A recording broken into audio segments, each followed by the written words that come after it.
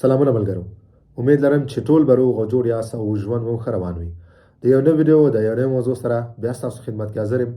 ملګرو، په دغه څو ورځو کې یوه پوښتنه چې ماته تقریبا 8 کسانو کمنټ کړې ده، هغه دا ده چې زه انټرویو ته تللی وم او په انټرویو کې ما نه اصلي تذکیره یې وانخیسته، هغه یې بیرته راکړه او زما د تذکیرې فوټوکاپي یې ما نه واخیسته.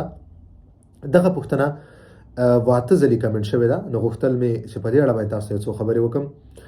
ګورئ ملګرو، هر کله چې تاسو انټرویو ته لاړ شئ او په انټرویو کې تاسو نه په اوپرا کې تاسو نه ستاسو اصلي تذکیره هغوی وانخلي یا تاسو نه د تذکیرې فوټوکاپي واخلي، اصلي تذکیره تاسو ته بیرته درکړي، د دې هیڅ معنا نه ده. دا د هغوی خوښه ده. هغوی تاسو نه اصلي تذکیره هم اخیستلی شي، فوټوکاپي هم اخیستلی شي، یا ستاسو تذکیره هغه کتلی شي، تاسو ته بیرته درکولی شي.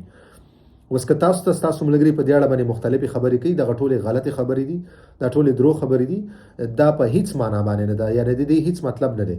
د دې هیڅ نه دا مطلب دی چې تاسو ته به اسناد درکوي، نه د دې دا مطلب دی چې ستاسو په تذکیره کې کوم مشکل دی تاسو به رد کیږئ، تاسو له به اسناد نه درکوي. دغه ټولې غلطې خبرې دي.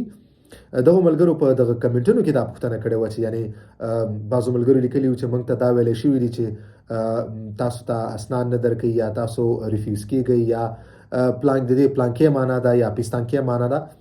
نو دغه ټول تعریفونه یا دغه ټولې معناګانې غلطې دي. اوپرا هغه یو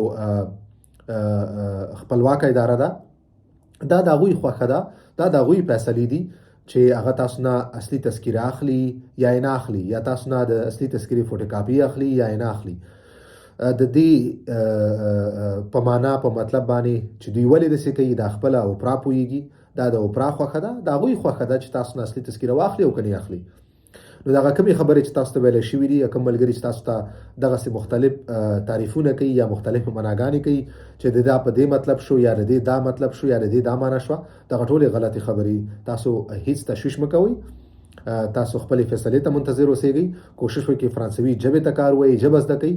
دغه ټول تعریفونه د دغې خبرې نه، د دغه اصلي تذکیرې اخیستو یا نه اخیستو نه، دغه ټول غلط دي او دا صرف او صرف ستاسو په زړونو کې تشویش پیدا کول دي، نور هیڅ معنا دا نه لري. نو تاسو هیڅ تشویش مه کوئ، او دا د اوپرا خوښه ده چې هغه تاسو نه اصلي تذکیره واخلي او که وانخلي. د دې اوس څه مطلب دی یا مطلب نه دی، نو دې باندې اوپرا خپله بهتره پوهیږي، او نه دا ستاسو په کوم ستاسو په نتیجه باندې یا ستاسو په جواب باندې کم منفي اغیز لري او نه کم مثبت اغیز لري. نو هیڅ تشویش کولو ضرورت نشته. تاسو کوشش وکړئ چې دغه کوم وخت جواب ورته تاسو منتظر یې، تاسو چې څومره وخت په دې کې تاسو فرانسوي ژبې ته کار وایي، فرانسوي ژبه زده کوئ. نو ویډیو همدومره وه. مننه ملګرو. که تاسو کومه پوښتنه لرئ، خپله پوښتنه دلته په کمنټ سیکشن کې کولی شئ. انشاءالله په خپل وخت به زه ستاسو د پوښتنې تاسو ته جواب درکړم. په مخه